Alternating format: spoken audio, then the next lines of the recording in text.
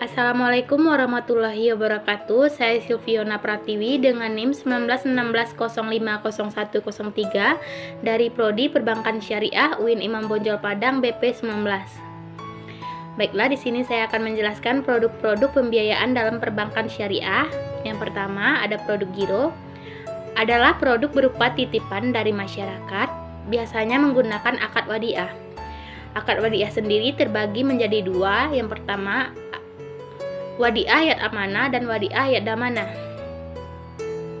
Wadiah yat amanah yaitu pembiayaan tidak boleh digunakan dan dimanfaatkan oleh penerima titipan, sedangkan wadiah yat damanah boleh digunakan untuk oleh penerima titipan, lalu adanya penambahan bonus namun sifatnya tidak wajib. Produk yang kedua yaitu tabungan.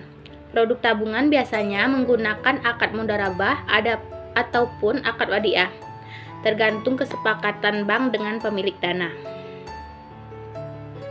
Produk yang ketiga yaitu deposito.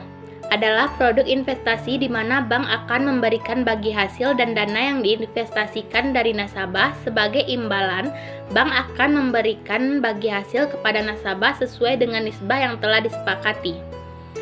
Nisbah adalah bagi hasil dari keuntungan yang dibagi hasilkan oleh bank kepada nasabah. Baiklah, di sini saya akan menggunakan dan menjelaskan akad mudharabah. Secara terminologis, akad mudharabah adalah kerjasama atau usaha antara pemilik dan pengelola dana untuk melakukan kegiatan usaha. Laba dibagi atas dasar nisbah bagi hasil menurut kesepakatan kedua belah pihak. Sedangkan bila terjadi kerugian akan ditanggung oleh pemilik dana. Karakteristik akad mudharabah. Yang pertama, mempunyai risiko tinggi karena yang pertama, pemilik dana tidak boleh ikut campur dalam pengelolaan usaha kecuali sebatas memberikan suatu saran-saran dan melakukan pengawasan. Karakteristik akad mudharabah dalam pembagian risiko. Yang pertama, pemilik dana memiliki risiko dalam bentuk finansial. Yang kedua, pengelola dana memiliki risiko dalam bentuk non-formal.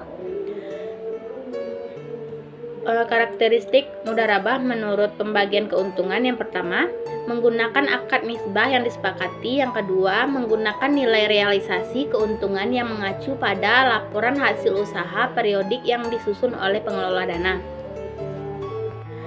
Perjanjian dalam akad mudharabah. Akad ataupun kontrak ataupun perjanjian sebaiknya dituangkan secara tertulis dan dihadiri para saksi.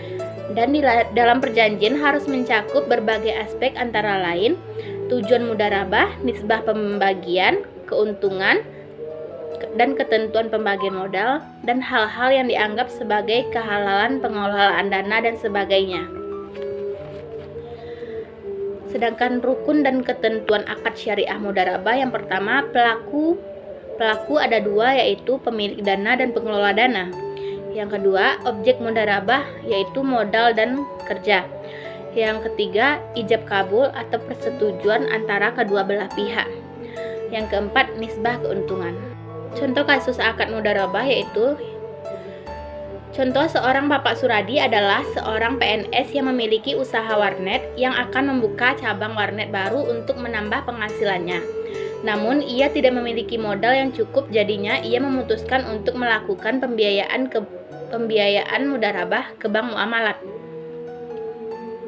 Bapak Suradi membutuhkan dana sebesar 15 juta dan bank menyediakan dana 100%, sedangkan Bapak Suradi harus mengelola dana tersebut. Jika Bapak Suradi meminjam dana 15 juta, nanti akan ada margin yang ditawarkan oleh pihak bank atau bagi hasil 60% berbanding 40%. 60 untuk Bapak Suradi dan 40% untuk pihak bank. Sedangkan pembagian nisbah setiap bulannya Bapak Suradi meminjam 15 juta dan akan dilunasi dalam waktu 2 tahun. Pokok yang harus dibayarkan oleh Bapak Suradi yaitu sekitar 625.000. Sedangkan untuk nisbah bagi hasilnya, Bapak Suradi memperoleh uang senilai 1 juta rupiah selama sebulan. Sesuai kesepakatan di awal, Bapak Suradi akan mendapat 600.000 dan pihak bank akan mendapat 400.000. Jadi untuk pembayaran bulan pertama yaitu pembayaran pokok serta bagi hasil yaitu sebanyak 1.025.000 per bulan. Untuk bulan selanjutnya itu tergantung margin yang diperoleh selanjutnya. Baiklah, sekian, terima kasih. Assalamualaikum warahmatullahi wabarakatuh.